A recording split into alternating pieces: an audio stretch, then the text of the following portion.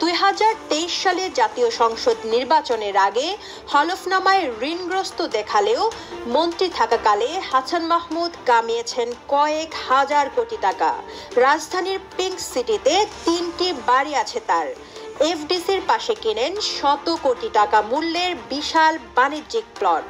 চট্টগ্রামেও কয়েকশো কোটি টাকায় 3টি 15 তলার ভবন বানিয়েছেন বলে বিশ্বস্ত সূত্রে জানা গেছে।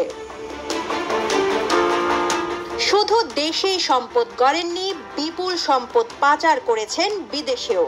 আরব আমিরাতের দুবাইয়ের আজমান এলাকার একটি পুরো ল্যান্ড কিনে গড়েন বেশ কয়েকটি বাড়ি। দেশ থেকে হাজার কোটি টাকা পাচার করে এইসব সম্পদের মালিক হন তিনি।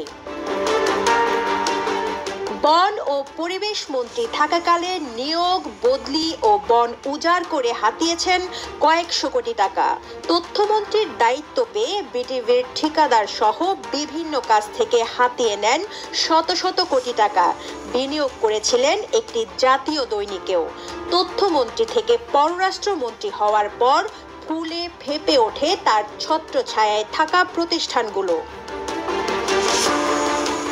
এছাড়া হাসান মাহমুদ নিজের ভাইয়ের নামে বিপুল অঙ্কে একটি বেসরকারি ব্যাংকের পরিচালক শেয়ার কেনেন।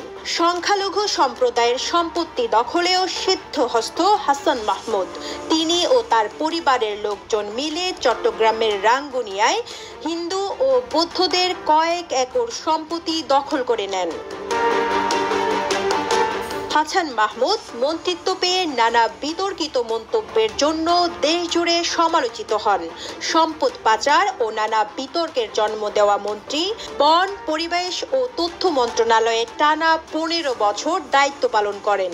দেশজুড়ে ছাত্র অভ্যুত্থানে শেখ হাসিনা দেশ ছেড়ে পালালে পরের দিন পালাতে গিয়ে বিমানবন্দরে আটক হন হাসান মাহমুদ। জানা যায়, বিমানবন্দরের ভিআইপি লাউঞ্জে থাকা অবস্থায় নিরাপত্তা কর্মীরা তাকে আটক করে। সীমান্ত দিয়েও পালানোর চেষ্টা করেছিলেন তিনি।